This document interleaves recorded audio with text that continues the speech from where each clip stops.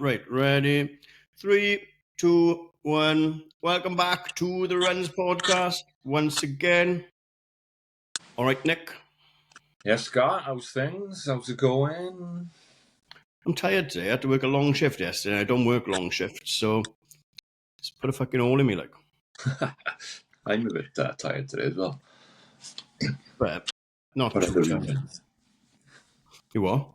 For other reasons, not that I've had to work a long shift. It's not even a long shift. I was still home by like 7. It was just an extra hour and a half. And I went in later. It just messed my body clock up. Yeah. But we were tired because we were busy on Sunday, weren't we? Stuck in traffic. Fucking Jesus. Yeah, that was a bollock, wasn't it? And obviously for us, it wasn't too bad. We weren't racing, but like there was a lot of people in that queue with us that were getting out of their cars and having to run to the start, wasn't it? Yeah, it was 20 to 11 and like we were still in traffic. In traffic. People were like running down the street with pins putting their numbers on. They weren't the best at that. Car park was already full, wasn't it? But we was in that queue a good half hour, 40 minutes. Yeah. And they were just letting one in, one out, weren't they, in the car park. And then when we finally got in, there was loads of room. What were they doing? Traffic people, I know they've got a role to play, but be a bit more happier, like, innit? And helpful. Just like, get on the radio and sort it out.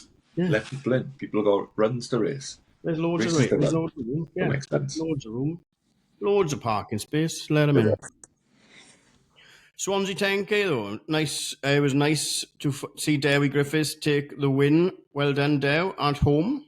Yeah, that was a good run, wasn't it? You know, low 28. Obviously, it's an hard one to watch, you know, like we was talking about. Yeah. You don't really see the start and finish unless you're on a bike or something to get out and about. It's a bit of a, because it's an out and back, you can't really get around the course. But yeah, we just stayed around the start, didn't we? So start and finish, and yeah. They announced in there about 8K that he'd gone into the lead and gapped them. So yeah, it was good to see him come flying in. Yeah, it is a nightmare to spectate, especially when you want to see the winners getting in, because by the time you pick a spot to start and then walk to a spot, then they're coming back. Like, so you might as well, just stay in the same place. Yeah, it's a bit of an awkward one. But yeah, good. Who else had good runs? Well, loads of good runs, wasn't there? Top 3 Welsh, because it was the Welsh 10K champs, wasn't it? So it was full Swansea, wasn't it? Dewi, Josh Griff and Butler. Top 3 Welsh, so that was good. See the boys taking the medals for that. Then in the women's, Carly Oaks Factory won a new course record, wasn't it, for the women? Yeah, new course record. Well done, Carl. Yeah, smashed it. There's loads of people, obviously loads ahead of me, loads of the boys running, and yeah, Jack Reddy had another good run. Oh, yeah, Jack smashed it. Sub 36. What a birthday present. You are? What a birthday present. Oh, yeah, it was his 21st birthday, wasn't it? Yeah, so what a nice day. I know. How did you spend your 21st? Yeah. Smashed a 10K and hopefully went home and had a celebratory pint. I don't reckon he did. I don't know. He's living it at the moment, isn't he? Yeah. Cardiff half on the horizon there for him, so yeah, should have a good run ahead of the form he's in. I put photos of that boy on Instagram, but no one's come forward to claim it as him. But that guy's sprint finishing made my day. Like, he had massive shoulders. But I thought he'd nicked a TV or something. He was flying. You enjoyed that, didn't you? He comes zooming in. What a kick, like. I loved it. If you are listening, well done. You made my day. Yeah, it was good. Yeah, and we tried to catch up with some people as well, but then it funnels into the village, into the race village, and then it's just, I don't know. It's a weird little race to spectate, isn't it? Yeah, it was an awkward one, wasn't it? Because after we was hanging around, we were trying to see most people finish, so we knew, and then we walked up and around and through, and we'd missed a lot of people. Caught up with a couple of people. A couple of people come up and spoke to us at the end. It was good chat, catch up with the boys and other people. Yeah. Anyone seeks us out and says, "All right, I love a pod. Welcome. Thank you very much." I had a text in the week as well, didn't I, off one of the fathers from Carter's Football, and he was like, "Just listen to your podcast. It's brilliant. Thank you very much, Tom. I can't say the surname. Snellgrove. Tom Snellgrove. Well done. He loves triathlon as well, so hopefully you like today's episode. Should do. That's all that was going on, really, because I did go on the treadmill, the Treddy Kruger, on Sunday when I got home, watched some of the Arsenal game. That was diabolical. Oh, my God. Tell me about it. I done 90 minutes on elliptical out the back watching it. Oh, I don't know what was more boring. I'm to do that for 90 minutes all that game. Shocker. Not the Super Sunday. No, it was un-Super Sunday. We need a message for Ken Keogh. What time was he out this morning running? Before 6 a.m. The man was out doing laps of town. He's properly in half marathon mode, isn't he? Panic training, that's what we like, innit? Panic. Getting it done, boy. And early, fair play to him. He's full of shit, like. He's been like, oh yeah, we'll just go round together, just enjoying it. And now he's doing, well, not secret training, but he didn't tell me he was going out. So I'm going to have to go out tomorrow now and get some done as well. And he done 10 mile Sunday. Fair play to him. I know. So he's ahead of you, I'd say. So you're definitely going to have to trip him up to keep up. Oh, he ditched me in Pith Call as well, didn't he? He's full of shit. It's because he went to Catholic school and I went to Welsh school. Don't start that beef. Right, so yeah, Cardiff Half. We've got Cardiff Half coming up. I still need sponsors, so you know where to find the link. Sponsor me to do Cardiff Half. That would be great. And on the same day, you're up in Chester. What's happening with you? Fingers crossed, mate, with this hamstring plays game and I can start. Yeah, it's still, thought I was go over it. I had a good week, like I said last week, and then, yeah, it's still nagging at me, so I'm having to just take it easy, strength training, following Georgie's plan on that, and done the elliptical, and it's fine on that, like, it feels fine. I done a little 3-mile jog yesterday, tried to run, come out after dropping my works van off to get home, so I had a day off. And yeah, it was fine running a slow pace, but like, yeah, I'm just going to do like the odd run now in between real easy. I might try tomorrow again, another easy 5K. Just do that now and take over to the day and hopefully plays ball on the day with a bit of, tape it up and go. And fingers crossed I can finish. Are you good at K-taping? No, I just follow the guide, innit? It's fucking solid to do, innit? Yeah. It looks cool, though. I reckon some people don't even need K-tape and they're just doing it because it looks Chuck it on. Yeah. Gareth Bale, remember he used to have it all over him for a while, didn't he? It was like everywhere on him. We're going to clip that up. Do you wear K-tape because it's cool? Hopefully it actually helps. Great. We are sporting our new merch, the Runs Podcast. I've got mine on. Nikki's got a see you on the start line somewhere soon tee on. The shop is open. Thank you for everyone that's flown by so far. Keep coming. I'm making most of it because you know what I get like. By January, it'll probably be an all new shop because I get bored of it and I'll change everything in there. Change it again. New stuff. Get them before they go. Good. It's nice quality stuff, I got this in jumper. I'll be sporting on a weekend probably down in Wales, down in Tenby, because it'll probably be cold in the night, if not the day. Although it's looking like a nice week so far. Hopefully that holds all week. We'll get on to Ironman now. Yeah. But Diamond League, Jakob has been a busy man since we've seen you last. What's he doing? He has. He won the final Diamond League 1500 on Friday night with a 3:30, decent run. And then the madman, he did, as the rumours were all week, jumped in Copenhagen half on the Sunday. And he didn't just jump in, he went with the lead pack, as I knew he would, the world record holder and the current half world champion. And he had a bit of a crash and burn. But it was still great to see him out there putting his nose at the front like I knew he would. I said, he's going to he won't just go there and run a sub 60 or something, which he's probably more than capable of. Nah, fuck it, let's go and run a 58 with the front boys in his first ever one. And yeah, his brother, you could see though from about 5k, his brother dropped, didn't he, about 5-6k. I thought, he's not looking comfy here. Messaging back and forth, and but then just before 10k, he took the front in there. I thought, hang on. Was he just bluffing everyone? Nah, run through 10k, got a Norwegian record, and then he had he more or less stop-start all the way in then. Yeah. But he still finished with a 63. 63, like? He stopped starting later on many times. I know, and the thing is, I mean, I assume the kind of character he is now, that's just unfinished business now for the rest of his life, innit? He's definitely coming back and he's breaking records in the half, you reckon? Oh, I wouldn't be surprised. Like, obviously, like Kip Limo and that Sarway, they're obviously experts in it, and that was probably their peak race for the winter, if not one of them. Whereas, he was saying when he had done no long runs, he'd done no specific training, it was just off the back of his speed work. He just fancied giving it a go. But he did say it was too long and it would be a couple of years before he's back, but he'll be back. Like he says, he's going to target all the world records. He's going to at least attempt them all. Yeah. Over time. He'll be back. Well, you say Kip Limo is an expert, and he is an expert, but he had a brain fart, didn't he? Oh. Just before the finish, because he was winning that. Well, yeah, there was like that island, wasn't it? And he went the wrong side, so then he had to like hop back over, and then he lost that gap in that couple of seconds. Done him, didn't it? Balls that right up. Fuck, but he come back really well. I was like, come on. At that point, then I don't know who any of them are, so I'm just picking one person in him, and I picked him. You probably picked the nicer vest, the Nike orange vest. I had to go for Nike. The other two are Adidas, weren't they? Yeah. Diamond League as well. I said, what's the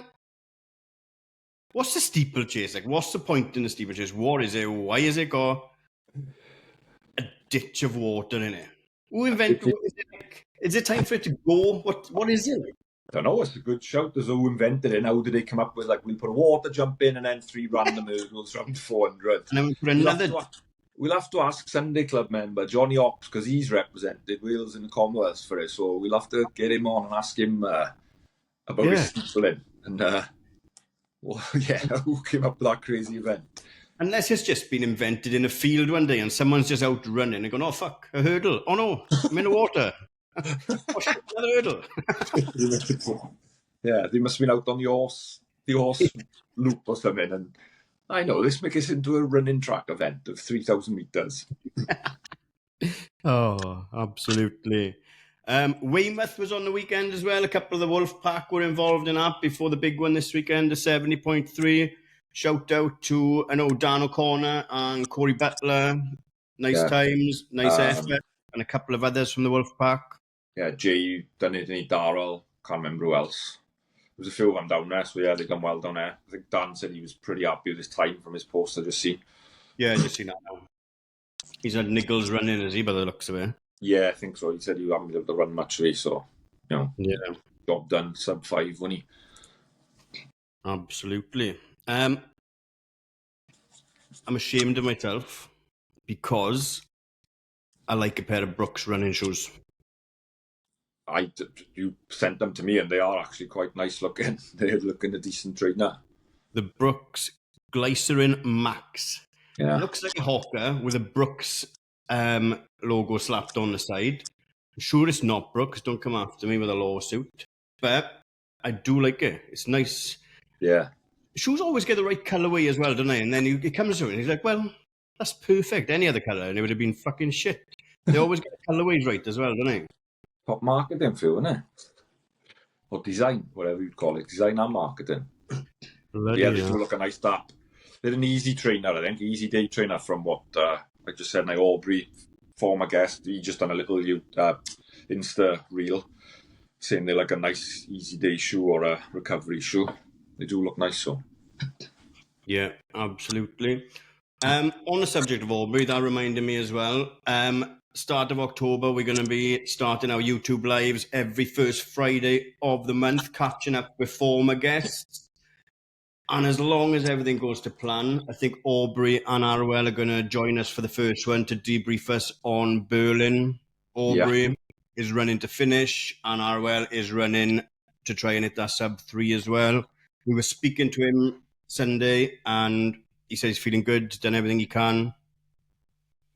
Yeah, he's both. I think both will go well. Aubrey's put a good training block in as well. For his first one, he's like been doing his longest run every week, like going past half. Up to, I think he did 5k that day, so he should be in good nick to get round. And then like I say, Arwell, he's had a cracking little block with Clarkey and the Pro Direct and Purdue Performance team, and he was saying Sunday he's feeling good. He just got to stay fresh and fit now to our start line, and his taper. Yeah, got a bit of travelling in between, but I know. The only thing is, yeah, smash it. Can't put his feet up because his missus is out in Italy doing Ironman. Yeah. But he'll be all right. Busy couple of weeks, but nice bit of travelling in there. So scooter everywhere, innit, like we said. Yeah, exactly. His feet can't be that bad anyway. He was walking around with a pair of bloody mules on the weekend, wasn't he? So yeah, some shocking footwear. Yeah, absolutely. Do better, RL. We've got a bit of beef this week. There's been a lot said around ballots, particularly the Boston ballot. What's going on with that then? Yeah, they've upped their qualifying times, haven't they, for all age groups? So I think they've put them up by about 5 minutes. So you've got to be 5 minutes quicker to get in on the general qualifying time. But to be honest, I know there's a lot of people moaning about it, but they all seem to have done it. London have done it twice in the last 5-6 years. Chicago did it last year, put it up 5 minutes. I think New York have just done it a few minutes.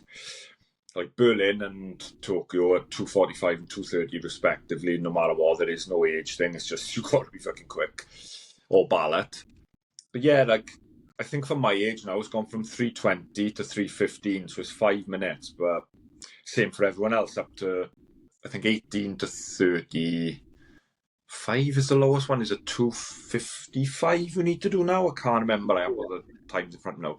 But yeah, a lot of people moaning about it and saying it's making it more elitist and things, but they all do it. Like, and Boston, so for my age, it's 3:15.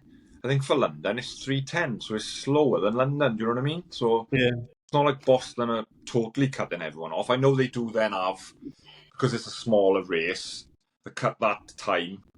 You usually got to run about 5 minutes faster anyway. So that's sort of maybe the thinking, because it's oversubscribed, because it's only like a 30,000 field. You have got to run quicker. But I get it. I get people moaning, and it's still people who want a chance in like a normal ballot to get to run a great race. But at the end of the day, sometimes it's good to have something to aim for and push you towards getting that BQ, I suppose. Yeah. It says Boston had, so it's a 30,000 field. Yeah. But they only had 36,406 applications received. So not many missed out, is it? Or that's not including all the other... I don't know. That'll probably be the general applicants who've got the time, yeah. So 6,000 odd are going to miss out, yeah. So what they'll do now this year, they were saying, I think last year it was something like 4 to 5 minutes they chopped it by. So say last year it was 3:20 for my age, you had to have run a sub 3:15, and they went then on the... Well, what they do, they take the 30,000 quickest then. They work down your times. Okay.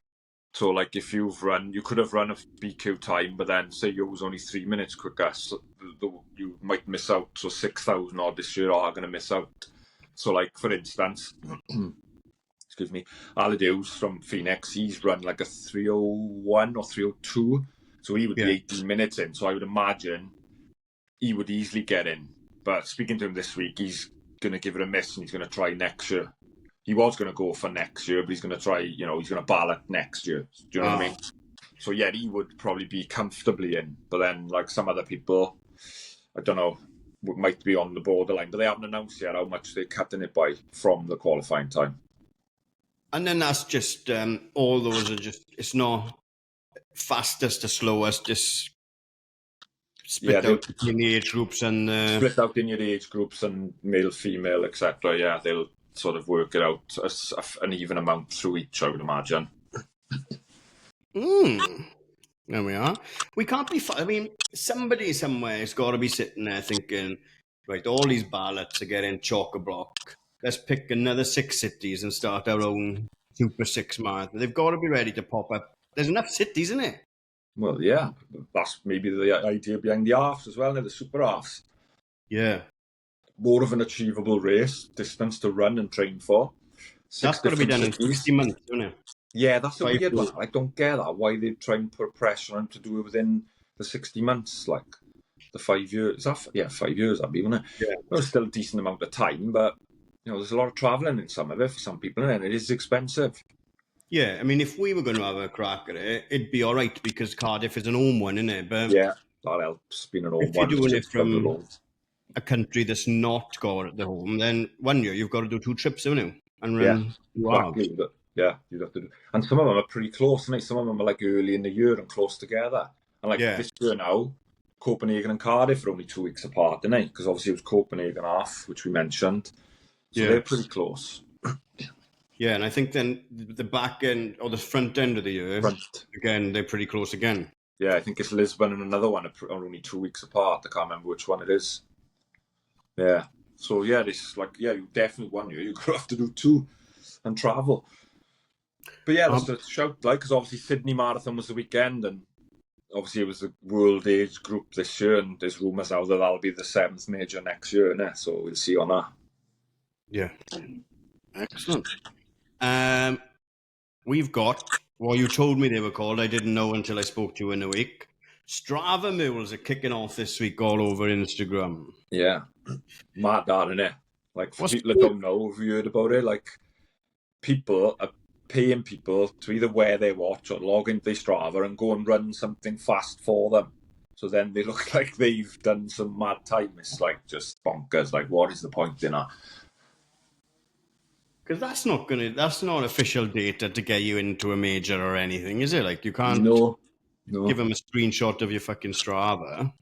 No, but but I bet that does happen with races, or I bet people do pay someone to or have someone to go and run a race for them in their name and bib. Actually, I do know of someone who've done this in the past. I won't mention them. To get into one on a good for age. But yeah, I bet it does.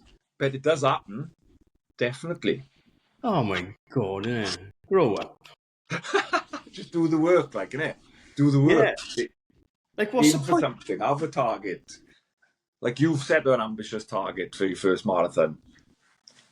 Wheels are in motion for that. More to come in the next couple of episodes, but I'm getting ready for Manchester. Yes. Excellent. And this weekend, you know where we'll be. We will be down sunny Tenby, hopefully. It is looking nice on the forecast. You're going down all weekend. I'm down from Friday. I'll be there Friday afternoon, so I'll be mixing around Tenby probably for that day, seeing the boys as they register and stuff, having a chat with people. Yeah, nice afternoon down there, meeting up with Dan, hopefully, from Racked. He's doing the Saundersfoot sprint try then, and then Friday evening, so I'll be over to watch that, because I'm actually staying in Saundersfoot for the weekend. So yeah, I'll be in Tenby early afternoon and over to watch the Wolf Pack, and everyone else is doing that. So that should be a good start to the weekend. And then, yeah, you were down Saturday evening with us, and then Sunday we are a go. Yes, and we will be about... We are not with everyone else is. You are? We are not a go. We'll be there doing our bit and enjoying the day and getting some chat off people on the course, family and friends, and getting some footage of people as they come flying round. Exactly. And having fun as well. So if we've done interviews, sorry, but we're taking a break to watch a bit of the racing as well. But we will be about, so feel free to stop and have a chat. I'll have my mic in my backpack. We'll be ready to rock. But yeah, I love it. What a day. Yeah, looking forward to it. Like, say, the tracker is now live as well, and we said today, and start getting people's names in. And yeah, anyone that people know, chuck us their name when this goes out, and on a clip on Insta or whatever, tag them in so we can follow along. Yeah, because if you can't be there to support them, we will cheer them on for you. Yeah. On Heartbreak. You're looking forward to having a swig as well, because the last couple of times you haven't been able to have a swig of it because we've been driving back. Yeah, I will be this time. I'll be obviously from the morning down on the beach, go for brekkie in it probably, and then from as soon as that, I'd say probably all the leaders come through in 10 o'clock. As soon as the boys start coming through, I'll be starting on it. I'll have my backpack with cold cans. So I'll have all the tech, and he'll have all the cans. Well, at least the interviews and the chat will be a bit more fun then, won't it, if I'm half cut? Yeah, hopefully, yeah. Yeah. Right, that leads us on to this week's guest. He's not doing Ironman this weekend. He's just off the back of Ironman Copenhagen, and he knows his way around the Tenby track like the back of his hands anyway. This week, we've got the Fresh Prince of Swansea Vale Tri with us, Marc Barrow. Shall we see if he's ready? Yeah, we also got to mention, obviously, there's the other Ironmans going on, and we got friends. Oh, shit. Yeah, before we get Mark in as well, we've got Nice is going on, the World Champs, the Women's World Champs. Good luck to Emily and Madison. They are both out there competing in that. And it's not just them. There's a lot of other people, but they're the only two I know. What else is going on? Which other one? Yeah, you got Ironman Italy as well, where there's a load of the Dragon Tri crew. I've got a list of names, but there's about 20, so all of them are out there. Some are doing the 70.3, some doing the full, so good luck to all them, Dawn, etc., Alexis, Paul and the gang, the rest of you, yeah. Can't mention you all, there's about 20 of you, but yeah, you should have a good trip and should be a good race out there for you. Hopefully you'll have nice weather as well. Should probably be better than Tempe. Don't say no. It's going to be nice. It's boiling. Yeah. I walked the dog when I came home just now and it was roasting. I know, it was boiling when I come home from work, yeah. But it was cold this morning. Oh, it was freezing. It'll be cold on the beach and then hopefully it heats up. It will. Yeah, so nice warm jacket on the beach. And then hopefully it tops off on the Heartbreak Hill. You can have your top off. I'll be all right. I'm fluffy. Right, let's see if Mark's ready. All right, boys and girls, this episode is supported by Racked. Are you looking to gear up your club with some custom high-quality kit? Whether it's socks, t-shirts, vests, tri-suits, or bike apparel, Racked has got you covered. With Racked, you can create fully custom kit for your club, designed just the way you want them. The bespoke in-house design service allows you to bring your ideas to life. Whether you're a running club, a cycling club, or a triathlon club. And it's not just about style either. Racked delivers high-performance gear, perfect for all your training and racing needs. Ready to get started? Drop them an email on info@racked.online and kick off your custom design today. Welcome back. There's 3 of us now. We have been joined, like I said, by the Fresh Prince of Swansea Vale Tri, Marc Barrow. Mark, thanks for your time. Thanks for joining us. No problem, boys. Thank you for having me on. It's a pleasure to be on. Loving your work. Loving the podcast. Really impressed with what you've done so far. So big congrats on that. I got a bone to pick you as well. Fuming, boys. I'm fucking fuming. So I listened. I was on the bike the other day on the turbo, and I was listening to the podcast, the Q&A one. Just the 2 of you. Very good podcast. Until you called me a vet. I was fuming. I've never been called a vet before. Well, I'm a vet. I know, but you're in it like, we got a vet. I know, it's not nice. Horrible. Not nice. If I said that, which I probably did, I meant it in the soldiers term. Yeah. Veteran soldier of the game. Yeah, I've been on the block, as I said. Yeah. And you're still on the block. Still showing these kids how it's done, isn't it? Yeah. In right to that. Absolutely. So that leads us on nicely to take us right back to where it all started before you became a vet. So you're a Swansea boy, obviously. Yeah, born and raised. Absolutely. Cool. What about sports then? In school, we always go back to school. Sports in school traditionally? Stuff, never really good, actually. I didn't really develop. Normally not. I didn't develop until I left school. Never good enough to get into the football team in school. I was never one of the popular boys. It wasn't until I left school. My mates were like, we'll start playing football in the senior league. I was 16 at the time, and I give it a crack. Just give it a go in the third team, and just play football then for years and years.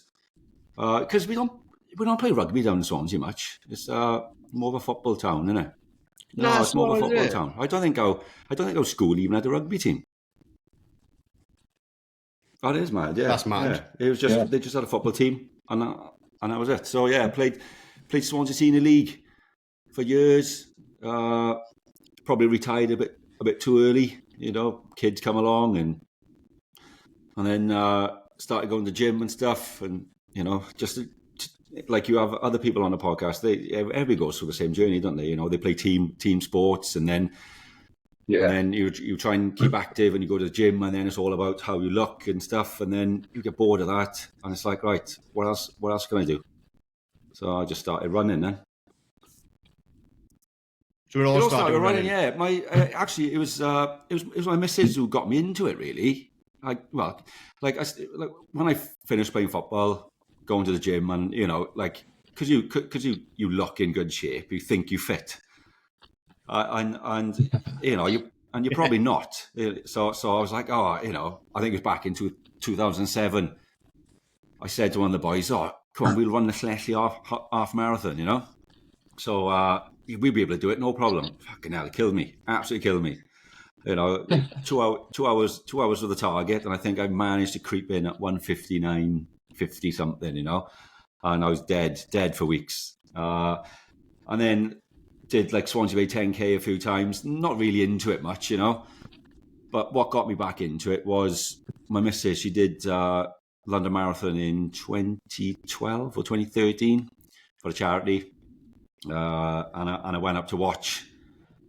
I tried to train with her a few times, and just to support her, and I was carrying too much muscle and stuff, with being in the gym, and I struggled to run, But when I went up to watch London, and it was like, oh my god, this is amazing. So got chatting to some guys on Twitter.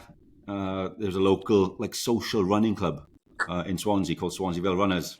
And they seemed a good bunch. There was only like 4 or 5 of them, so I found out where they met every Tuesdays and Thursdays and Saturdays for a social run, and I started going along there.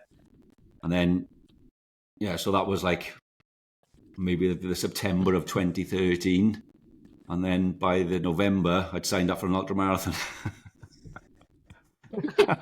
So I've gone from like no running at all to running the Gower ultra marathon 34 miler, the endurance life one, and I don't know what the hell I was doing. Every injury under the sun, shin splints, bad knee, but I just loved the challenge. Love the challenge, So my first official marathon then was Barcelona 2014. So that's a cracking start. Fair play too. I know, mate. So then it was like, I wasn't really in, it was more of a social thing. It was just to keep fit, Never did any speed work or anything. It was just, we would run 8 miles on a Tuesday, 8 miles on a Thursday, and then a long one on a weekend, and nice and easy chatting. And then we just entered marathons and a few ultras.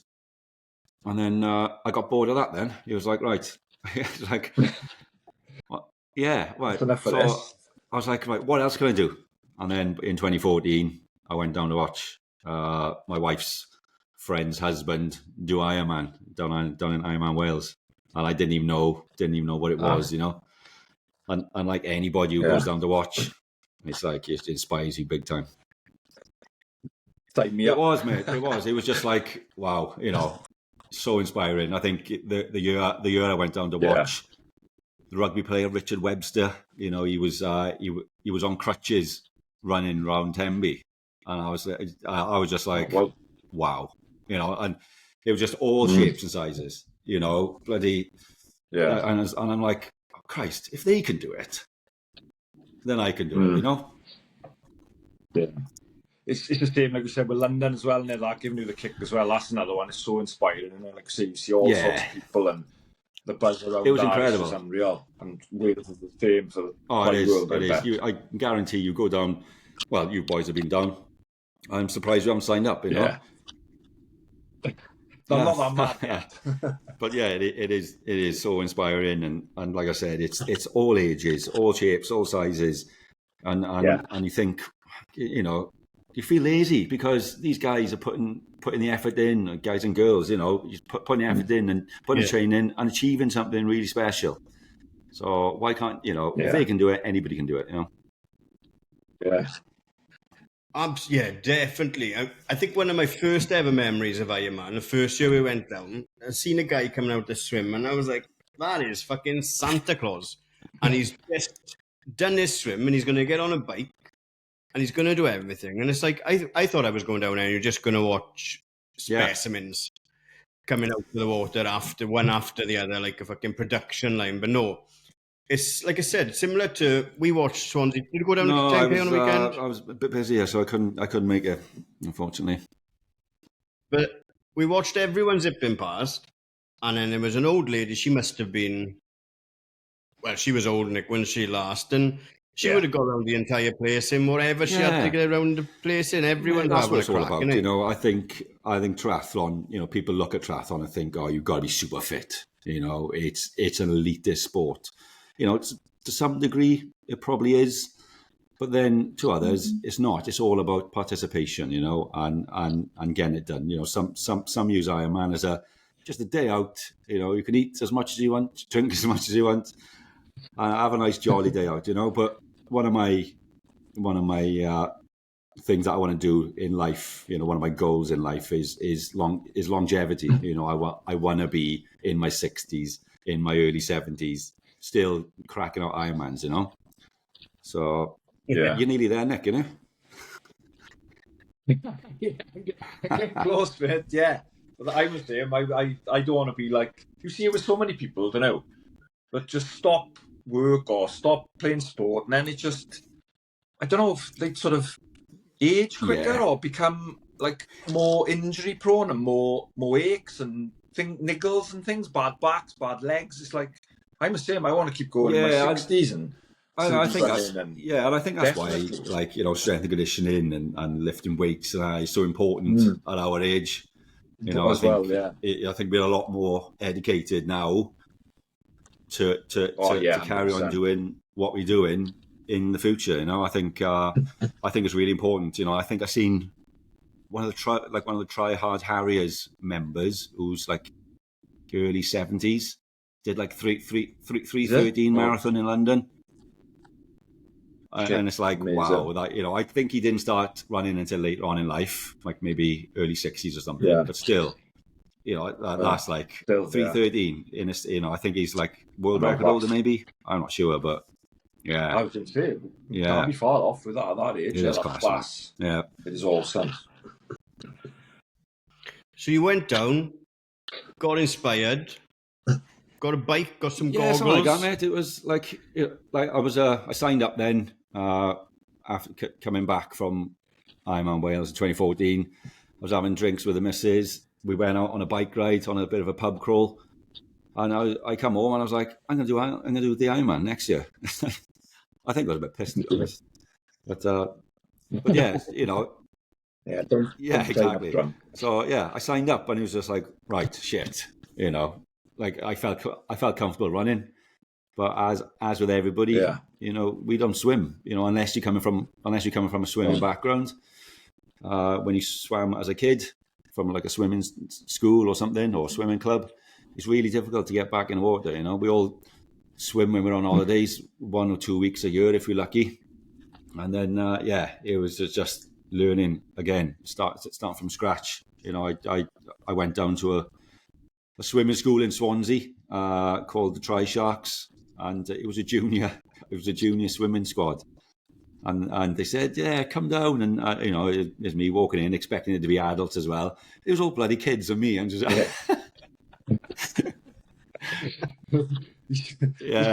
made like a right nonce, honestly.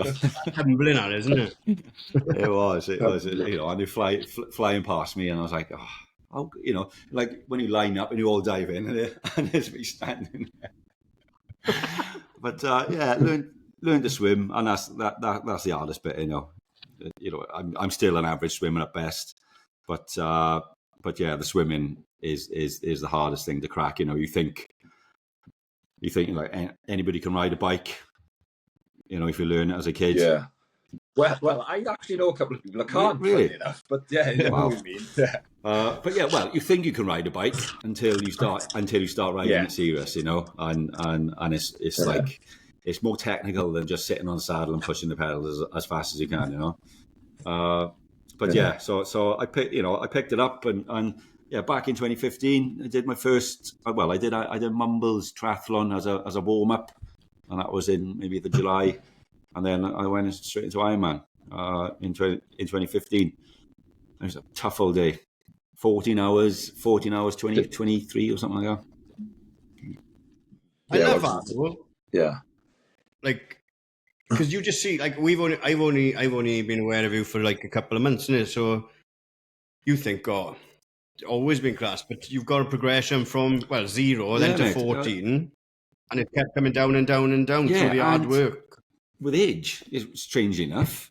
Nick is probably the same with running. It's like you get more experienced and you invest a bit more in yourself in the equipment with triathlon. It's a little bit different. You've got so much gains to get just by investing itself. So back in 2014 it was 14:23, and then I missed 16 because I wanted a year out, and I went down to watch and I was gutted. I was like, I should be doing this. So I signed up then ever since. So I did like 2017 in 13 hours 15, and then it was pissing down. It was one of the eras. That was mate, it was awful. It was more about survival, And then you think, do you know what? If the weather was better, I can do that faster. So I signed up for 2018, and that was 13:05. And I was like, right, no, there's still some more left in the tank. So 2019 was 12 hours and 32 seconds. And because I was 32 seconds out of 12 hours, I was like, I'm going to have to go again. Yeah. Definitely coming back now. So I signed up for obviously 2020, which is COVID, 21 COVID, which rolled over to 22, and that was 11:19, which saw me qualify for the World Champs. Yeah. So that's class. So, it's good progression as well on every year. Yeah, exactly. And then Copenhagen this year, it was like obviously different course. I know the distance is the same, but 9 hours 37. So a massive difference there. Yeah. Huge difference, So I just goes to show, obviously with experience, I think we get more aerobically fit. We work on our endurance, our base. A hell of a lot more. Those first timers who are going to hit it next week, I can probably guarantee a good few % of them will go, do you know what, I can do that better next year, and then they're in.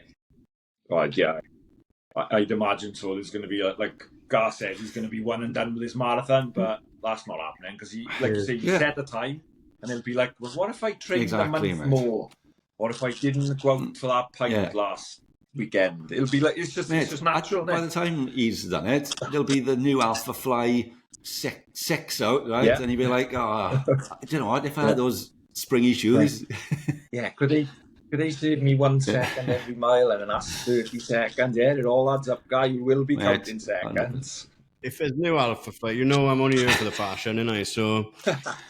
But no, like you said, like Shane said last week, he reckons he's one and done. And just speaking to him for an hour, there's no way that he's one and done with whatever time he does this weekend. Right? I think it becomes a lifestyle. Like being a triathlete is definitely a lifestyle. I think you've got to embrace it. I think you're training for so long. It's a good 9 months of the year. When I first started doing it, I used to hate swimming. I used to avoid it like the plague. I used to train as a runner who dipped my toe into triathlon, but then a bit of it, and then I just got found out. And then, as I progressed, I started training like a triathlete. So, sessions become more structured, and now I'm like training twice a day, an hour before work, hour after work, and then long runs and rides on the weekend. And it's my identity. It's who I am. I am known as a triathlete, and bloody, we're all the same. I think when we get niggles and injuries and we can't train, we lose our identity a bit, and I suffer really bad with it. Like, I suffer with a bit of, my missus calls me right grumpy cunt because I'm just moping around and I'm just depressed. It is, isn't it? Like you say, like we've noticed, we mates with loads of tri boys from up here and Bridgend and things, and it's the same. You can see like it's become, and I think more we've discussed it in the past as well on you. Like it's got more. I don't know how long, but it seems to have just progressed, hasn't it? The interest, the growth. Mate, the growth in triathlon and Ironman in particular has been huge. You know, like I said, 2015, I can count on one hand how many people I knew doing it, and then over the years, it's just got more and more popular. You know, I made the mistake of getting the tattoo in the first year, and like, you know, proud as punch. You know, look at me type of thing. Now every fucker's got one. Yeah. You know, it's like, I don't feel special anymore.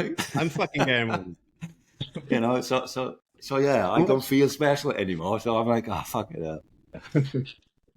Everyone's doing a better place the most, Mark. Why is it developed? Why is it progressed? You must get new people every week signing up with SVT. Why are they coming? What's changing? For the club personally, I think what a huge benefit was having Ironman Swansea 70.3 come into town. You know, I think we were so lucky to have such a well-known brand on our doorstep, you know, and then that was 2022, and when people came down to watch that, like I did in Wales, I've gone, oh my God, look at this is so inspiring. I'm gonna do this next year. And see those crazy bunch over there with the bloody lovely kit. I'm gonna do it with them as well. So we had loads of sign-ups from it, you know. I think we had like maybe 100 just sign up and signed up to the club, and we're doing Ironman Swansea. And like I said, you know, once you achieve something and you train so long for something, it becomes who you are, and then it's like, right, what's next? You know, it's very rare that people are one and done. You know, I know at the end of Ironman they'd be like, I sell my bike and chuck it in the skip or whatever, because you too get fed up. You know, it is a hard slog to train for it, but you will miss it, guarantee. And because you haven't got focus, you haven't got anything to train for, you get lazy and lethargic, and you know, that's why I keep on saying, you know, to my athletes that I coach, you know, keep on bloody booking races, because it just gives you a focus to keep on training, get you out of bed in the morning, you know. Yeah, definitely. I've said that with people like in my club. I know a few people who've like been lucky to get in London, and then they do London, and it's like, the pinnacle for the running world, and then they have a massive downturn after it, because then they think, well, I've done that, what's next? And I just say, like, well, get into another one and do Manchester, just do any race. It's not all about London, although I know it's a massive thing, but it's like, you've got to book those other races and keep that focus. 100%. I got a controversial thing to say now. I did London this year, and I was a bit underwhelmed by it. Yeah, I did enjoy. But you know, like, I'm comparing it to Tenby and Swansea. I know what you mean. It's like, you know, without sounding a bit of a twat, which I sound all the time. But you know, like, when you're doing it in Swansea and doing it in Tenby, people know you. You know, they see the kit. I know, Emily said it's like, didn't she? You know, go on, Mark, go on SVT. You know, whereas London, you're just a number. I know, and apart from the people who are there supporting you, you know, they will cheer. You know, they will cheer and clap and that, but you just feel it's a bit more personal in Tenby and Swansea, you know. Yeah, I know what you mean. I can get that. And I've only spectated in Swansea and Tenby, and I absolutely fucking love it. Man. You know what I mean? So yeah, like, I get what you mean. Yeah, that's credit to the community the club has built as well. Like, I know when I go out, like I go out and I'll photograph the races and stuff like that to get shares on social media to build a podcast. I fucking know I've got to take photos of SVT because it's getting tagged and it's getting shared. But if we go right back, so a Swansea Vale Tri, did that come from the Swansea Vale Running Club? Is that a continuation in the development? Kind of. It was like, you know, when I got bored of running, I wanted a new challenge. Like I said, I signed up for the triathlon, and I put my club name down as Swansea Vale Tri. And yeah, that's how it kind of started. And then one of the other boys, Ian, he was like, "Oh, do you know what? I fancy giving triathlon a go as well." And then it was like, "Oh, should we get some kit?" You know, and another few people were interested in doing it. So we went off to Wish and got some cheaply made kit from China, and we started wearing it at races. And it was just like, you know, we weren't an official club. We were just a group of boys just doing triathlon, you know. And the kit first got introduced to the triathlon scene probably 2017, the Port Island Triathlon in 2017. And then people were like, oh my God, that kit's amazing. Can we join?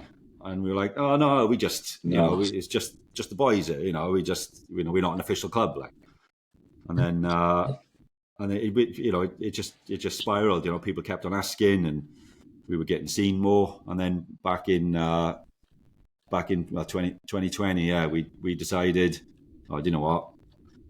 Let's give it a go. You know, we were all, 4 of us sat in Starbucks in Swansea and deciding whether to open our doors, you know, because so many people were asking.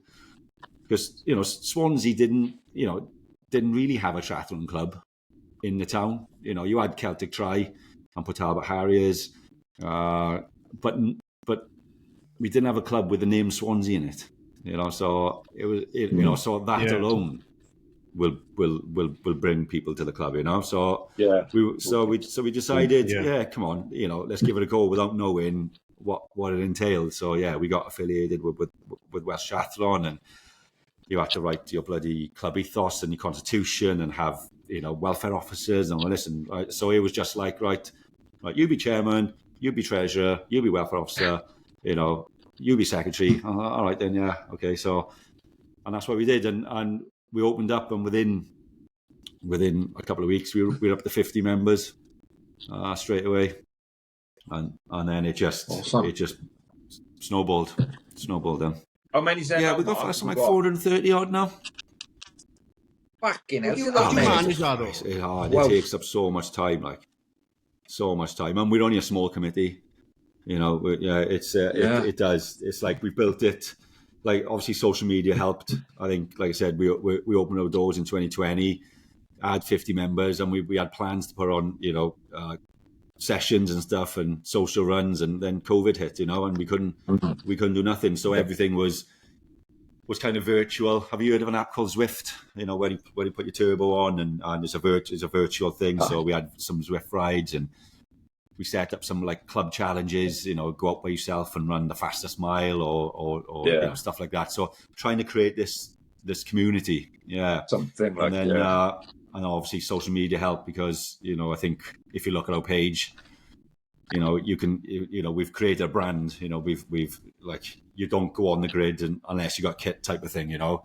So we've created this brand as such, and So as lockdowns then picked up and we could start racing again, we had more sign-ups, and like I said, it just grew and grew. And then the big point was Swansea 70.3.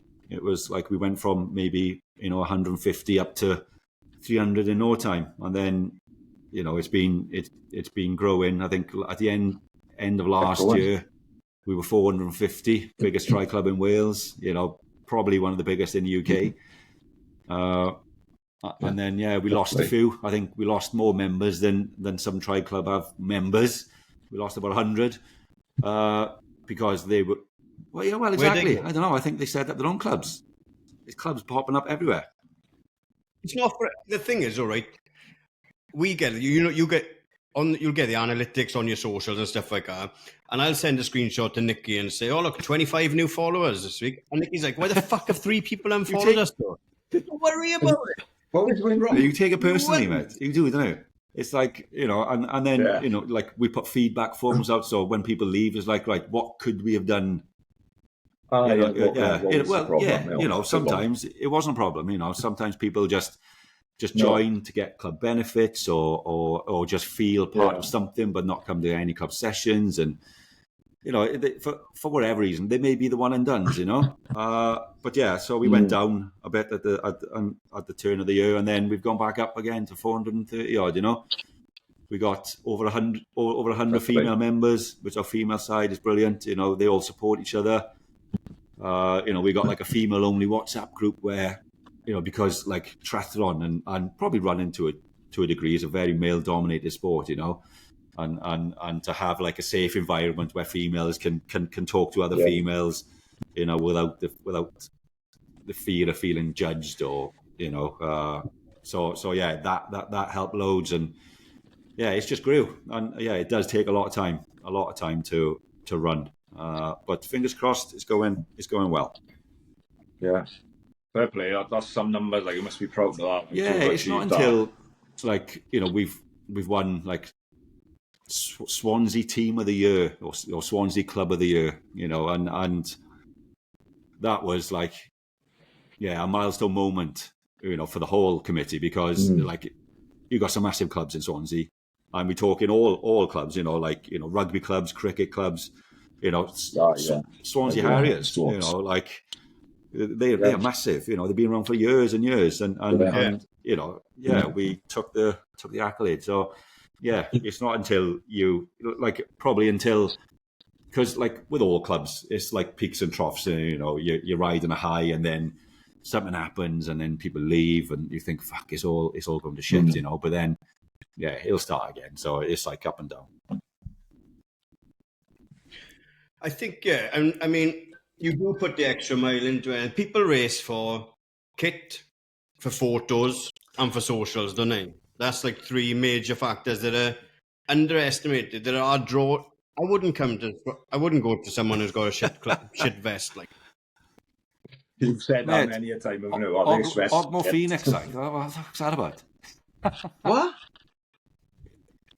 Fucking it's lovely. Getting better. Blue is the colour, isn't it? It's too close to Cardiff for me, mate. Well, last time the Cardiff time, so it suits me perfectly. Yeah, exactly. But you're right.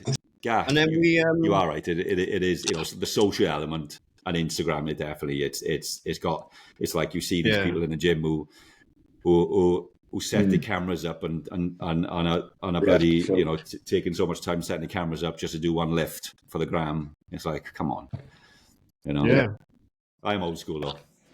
But and that's all part of the community you've grown, similar to like the community we are trying to grow with the podcast as well. And you've got a podcast, a Swansea Vale Tri podcast, that you don't have to have as well, and all these little extras. That come from like an idea that like we started writing club newsletters, once a month type of thing.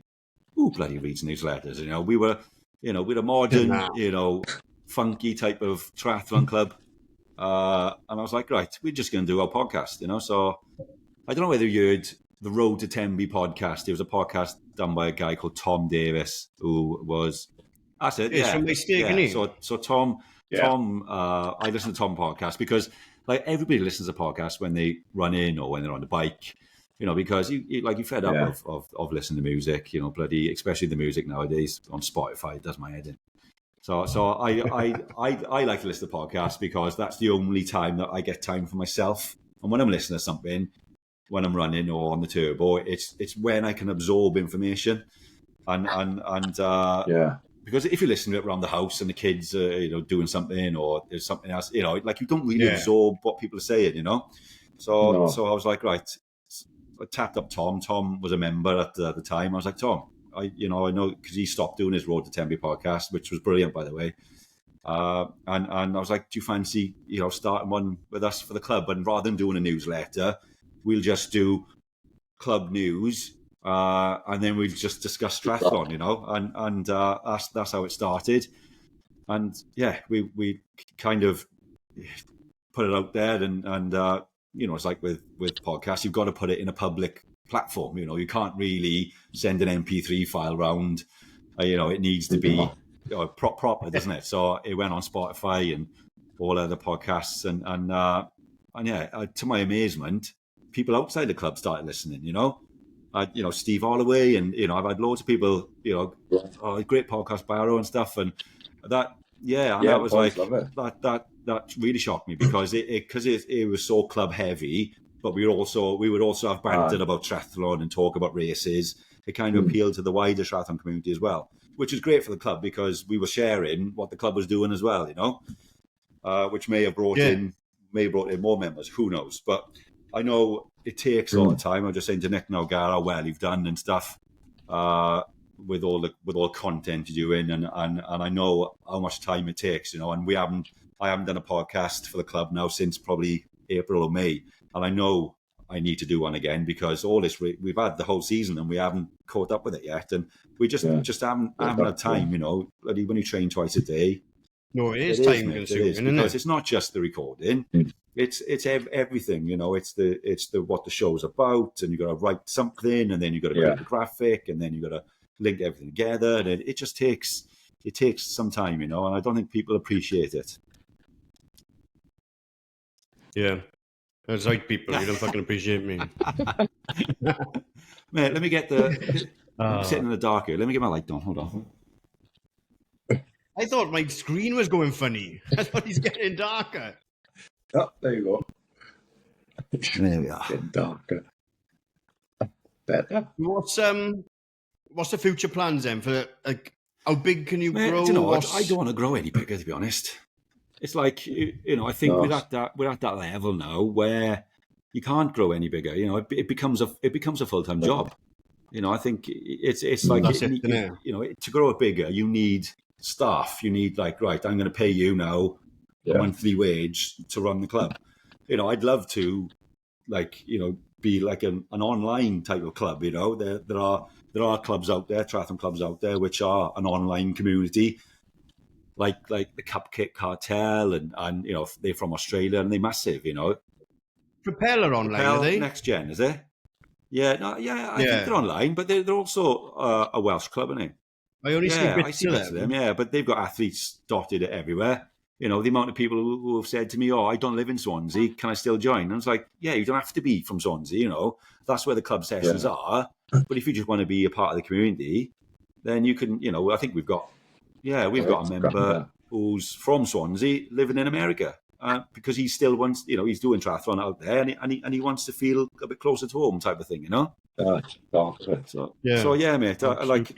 Like I said, unless we say, right, there's going to be a full-time role now and a paid thing, but then membership fees will have to go up to cover the cost. And so at the minute, mate, we're at capacity. And to be honest, if we lose some, it won't be a bad thing, because we're starting to see now we're so big that, like, you know, cliques are being formed and stuff, and which you know is not great if you got you want everybody in it together, you know.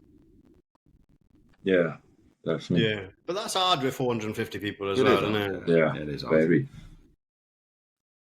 Oh, happy days. I feel like, we could just do, like, when you do podcasts like this, you understand why some of them are like 2-3 hours long, because you can just chat forever and ever and ever. It's mad, because I feel like we spoke about a lot, but we haven't really covered much. One of the first things I was going to say when I come on, I hope we've got over an hour, because I can talk for Wales. Like, I'll just, you know, our podcasts, I think, you know, they're about 2.5 hours sometimes, because we just.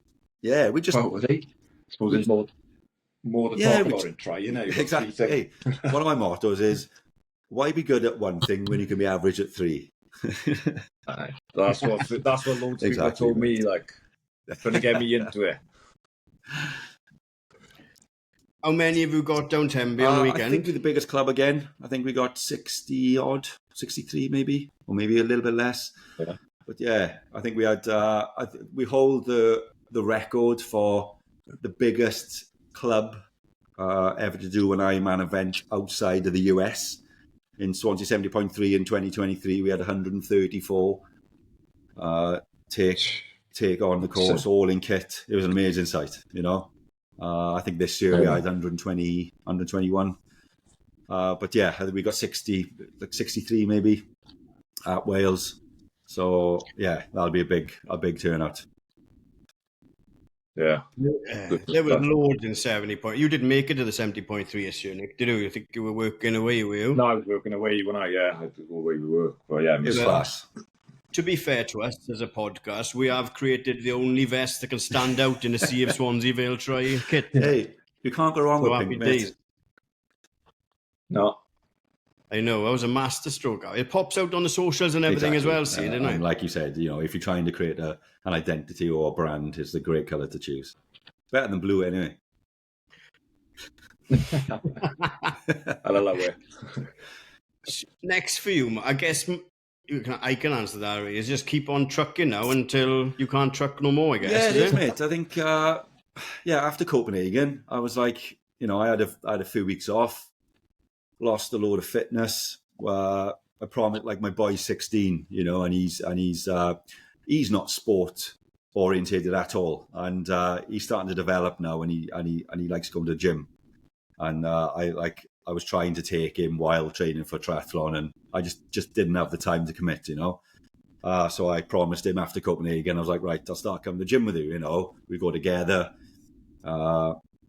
and yeah, so after Copenhagen I had a couple of weeks off. I said, right, come on, let's go to the gym. First day, put my back out, fucked. I was like, mate, I told you you're a veteran. I lifted the weight, and it was like I put it down awkwardly, and my back went, and I've been out for the last 10 days.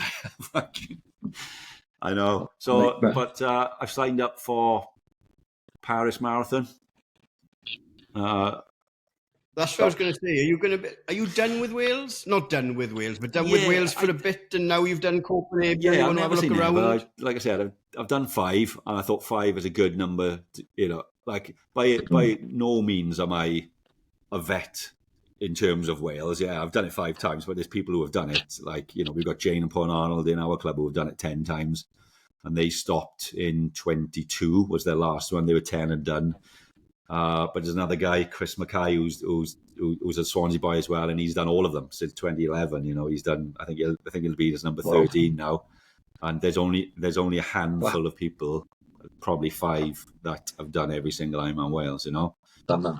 So hats off to them. Like I said, it becomes a lifestyle. It becomes who you are, and yeah, to experience that race, there's no better feeling, mate. Honest to God, when you said to Emily about what's the better feeling running across, London Bridge or going up Arbroath Hill all the time, every single time. Yeah. It's just such a. There's 3 standout points at Ironman Wales. The first one is running through town, coming out of the water, going into transition. That's fucking epic. That's class, isn't it? It's epic. It's just like.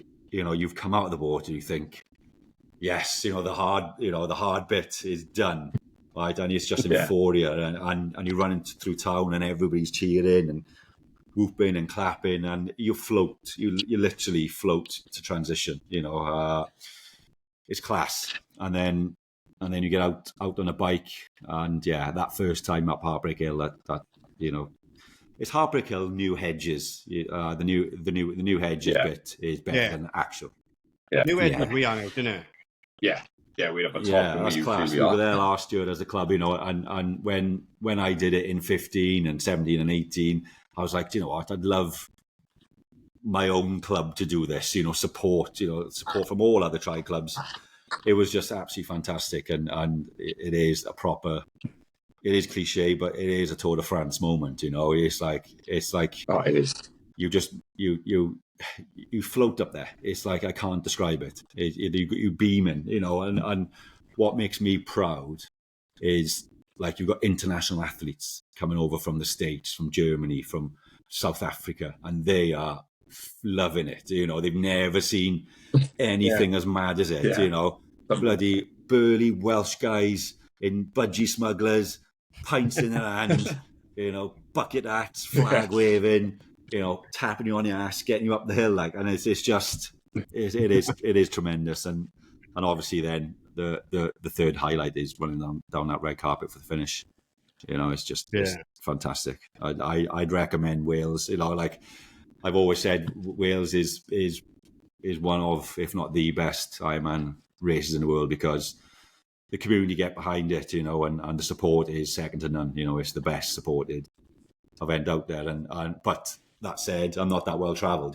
Copenhagen was my first, second after the World Champs in Nice, but it was my first one abroad, proper Ironman, and that was class as well. It was different, but it was well supported. I think it's the only Ironman on the circuit that takes place in the capital city, Copenhagen being the capital of Denmark. So you're running around the streets of Denmark, and it does remind me, the support of Copenhagen reminds me of running around Tenby, with the crowds, and that's class. But yeah, I would love to go further afield and put some money in it. They're not cheap, are they? Yeah, the cost. They're not cheap. Them, No. Especially once you've got all your gear and well, as well. I signed up. Like I said, I signed up for Paris, and I said to one of the boys, "Oh, I've signed up for Paris," and he looked into it, and he went, "Oh, it's not bad, is it?" I said, "No, you can just pay." And he come back. He went, "Oh, €179. That's a bit steep." I said, "Mate, compared to triathlon, it's no, it's nothing. The price, Get signed up." Yeah, definitely. There we are. Happy days. Right. Shall we take? I think we've covered pretty much everything. Nick, yeah, covered everything. I think so. Yeah, cool. Should we take a quick break and then we got this or that, some community questions, and then wrap it up? Because I need to chuck my light on as well now. It's gone dark, innit? 2 secs. There we are. Happy days. Oh, let me find these questions. They better be fucking good now. Tell you what.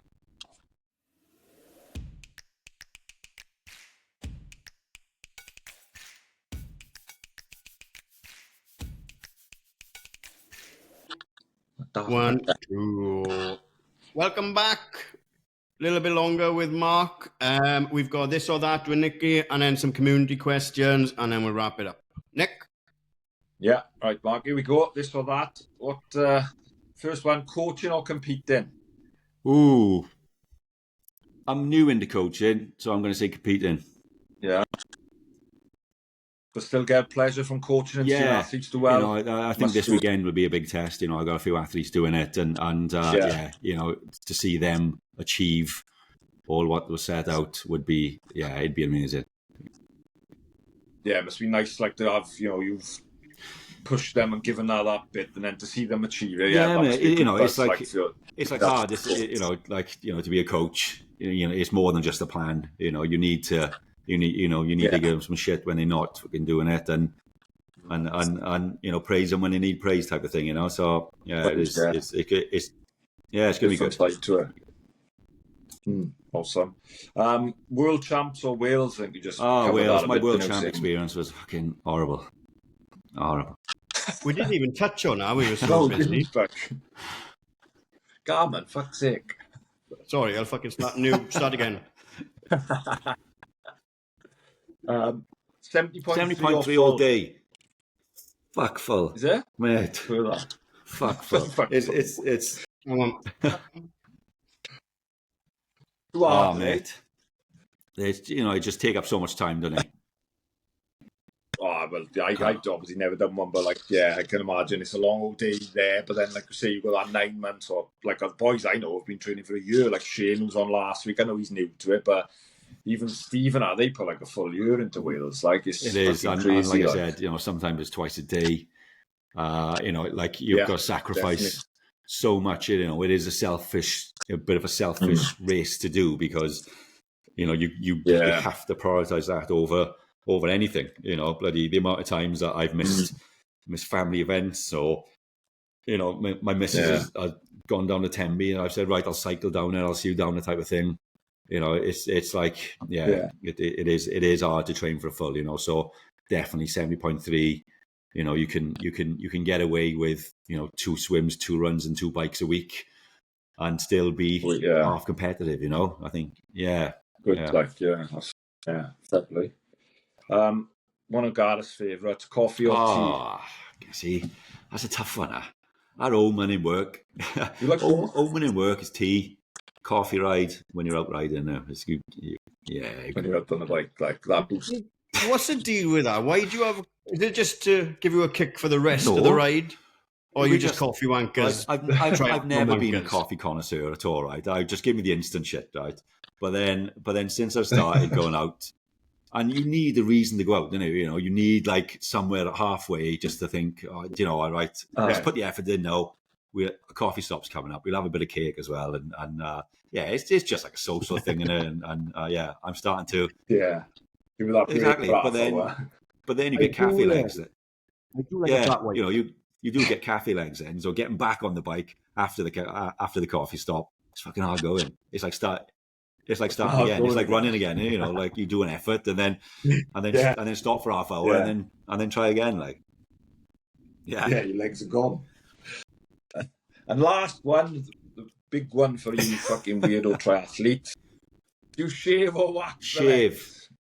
Shave, yeah. Shave. No, waxing, I can't do waxing, mate. My missus she's hides a razor from me now because she's fed up. She's fed up with being blunt. But have you ever, boys? I'm telling you now. Have you ever done it? Oh my God! Oh. Right, honest to God, and I'll tell you this straight. I was like that. I was like, fucking no way am I shaving my legs, right? When I did it for the first time, I'll never forget the feeling, right? Right? Right? Oh no, this is going down. Honest to God, right? It takes ages to do. Should we start with now? It takes ages to do, right? And you do it, you wash it off and that. But when you get into bed, you know the sheets. Seriously, it's like a whole new world. I shit you not. It's like, I don't know. I want to play with my own legs. Like it's just lovely. And yeah, you know, they say do it for like watt savings and stuff and being more aero. And some people do it because if they have a crash, then they haven't got the road rash type of thing with all the hair sticking on. But yeah, every race I've got, you know, I leave it grow now throughout the winter. But yeah, come the race season in May, it's gone for the summer. Yeah, lovely. Awesome. I reckon if I shaved my legs, I'd be working as a calf model within a month. I can guarantee something. If you shave your legs, the plug hole will be absolutely full, mate. It'll be chocker. I just do my head. My missus goes up the wall when I shave my head. But I cleaned the bathroom. My missus lovely, immaculate. She goes in. She's like, "This is disgusting. What's wrong with them?" Like, they'll always pick something up. But let's have a look. Right, we'll start with a nice, easy one. What's your favourite discipline out of swim, bike, run, and why? At first, it was run because I was from a running background, but bike, I fucking love it. You know, that's my strongest discipline. You know, I kind of average at it. Well, a little bit above average at it. You know, I love it. I just love everything about it. It's just whereas before I used to have, I'd say I had an hour in a day to go and train. I'd always put my trainers on because I felt that I'd get more out of running in terms of cardiovascular stuff or endurance. Now, if I had an hour, I jump on a bike every day. Just love. That leads us on to the next one. What's the most money? You don't have to answer this. What's the most money you spend on a bike? This, mate. I can't possibly tell you. Can't say that. Same as me last week for my new trainers. I know. People keep asking how was Craig. I haven't worked with Craig. Mate? I bought those new Diadora carbons. I got influenced. Class. But yeah, I'd love to spunk 10 grand on a bike, but I just can't. You know, I can't justify it. You know, I'm a family man, 2 kids. You know, bloody money doesn't come that easy. So yeah, I've just got a bike. I bought secondhand. It's a TT bike. It's one from 2017. It's still pretty relevant.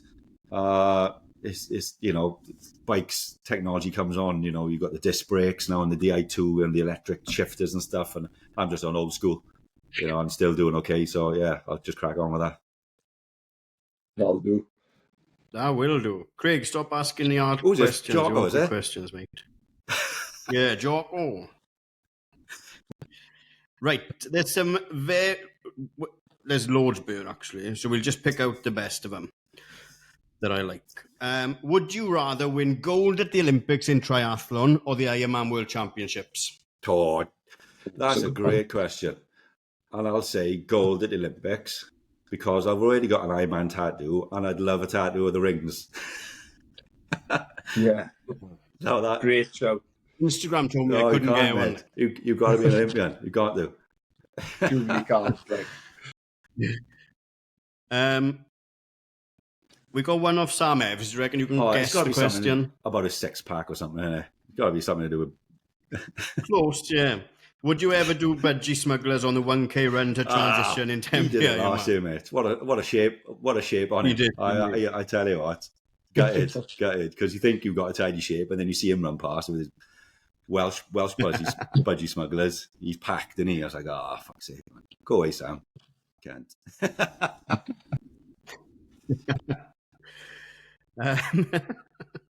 There's something I'm not asking on you. Any favourite? Oh, you've told us your favourite quote or mantra. I'll tell you another one. I got another great one. one I always say is work hard in silence, let success make the noise. Now, I say that because I'm completely Strava dark. I can't stand Strava. That's a question on you as well. Why are you silent on Strava? Sam has just rinsed you, to be fair. Yeah, no, I am like, you know, I don't like. I used to be Strava, you know, bloody look at me type of thing, you know, and people only post the stuff on Strava for kudos, you know, and I don't give a fuck, you know, I don't care what people if people give me kudos or not. So I'll just as long as my date is being, you know, I'm on Strava, but for my own thing, you know, I'm a coach. Sees it through Training Peaks, and that's all I need it for. But yeah, work hard in silence, let success make the noise. I like that one. Very nice. Would you rather wear cycling cleats or a tri-suit every time you left the house? Tri-suit, definitely, especially if it's the SVT one because it's mint. Will Jordan Discombe ever beat you in an Ironman? No comment. I don't even know these people. I'm just asking the question. We've covered, the hardest part about starting and maintaining triathlon club. So we'll wrap it up with which song are you going to add to the runs playlist? So has anybody added Thunderstruck yet? No. I don't think they have. Thunderstruck, boys, come on. It's an Ironman Wales and classic. It's got to be on that list. Yeah, good one. It looks like you know, so I'm expecting a good answer for this one, Mark, as well, because it sounds like you know the answers, questions. So who's going to play Marc Barrow in a movie of his life? Thinking about this, and it's hard. It's a really hard question, this one is. But what I thought was, and I only thought of this person because I watched it with my son the other day, is that I introduced him to the In-Betweeners. and you know the geeky one like Neil or something, or a kid, you know. Not the one who fingers birds all the time. not him. Not Will. The other one. Simon. They're all geek. Yeah, probably him. Simon. Oh, class. Happy days. You're down on the weekend, right? Supporting. And it's the first time I'm down supporting and having a bit of a drink, because last year the World Champs was a couple of weeks after Wales, so I couldn't participate in the shenanigans of the drinking. You know, still supporting hard, but yeah, this year I'm going to enjoy a few beers. Yeah, there we are. Happy days. We'll catch up with you on Sunday. Where are you supporting from? We'll probably we're on New Edges, aren't we? You're more than welcome to come and join us with the club and get involved. I think last year we had some great social footage from Ironman itself. You know, the guys at Ironman kind of took loads of photos of us because they wanted us. They want to sell the race, don't they? You know, and if you want to get on, if you want to get on Ironman socials, get down with the club. Get down. Yeah, we'll get some content with some of the club members, and we'll do one of the, what are they called when you post something together? A collab. Collab. There we are. Collab. Yeah. Always thinking. I tell you what, always thinking. Oh, go on. Right. Go on, mate. No, I was going to say something else about collabs. It's loads of them about, and I think it's great for running in particular. You know, having these coffee houses, doing run clubs and stuff. Club, because I started off slagging them off, didn't I? And then the more I seen them, the more they grew on me, really. And like I said, it can be intimidated for someone to come and join, especially just join SVT, but even to join the Phoenix as well. So it's like a gateway drug, isn't it? These, you'll probably find like the weed. Yeah, you'll probably find the ones in Swansea. They're more like gym people who are running together, and then hopefully once they start enjoying it, they'll progress then on to running club and then maybe a triathlon club, and they're in then, you know. So I think it. Yeah, I think that's definitely the way it is. Like I say, it's more sociable at first and like a bit of a casual thing and like all easy pace. So then it does get people in, and that's awesome. Yeah. That's what we want. Yeah. More people running, more people doing people just being people being active and healthy. That's what it's about. That's it. Well done to those coffee places. Yeah, exactly. The run clubs. There we are. Right. Nick, do you want to wrap it up? Yeah, that's it for another week. Thanks, Mark, for your time. That was a great chat. Really enjoyed that. And definitely catch you out on the course Sunday for a beer. I'll be having a few. And everyone else, good luck if you're racing it. If it's your first time, enjoy the day and you'll be fine. You've done all the hard work. And we will see you on the beach Sunday. On the beach. Tom, man. Cheers, guys.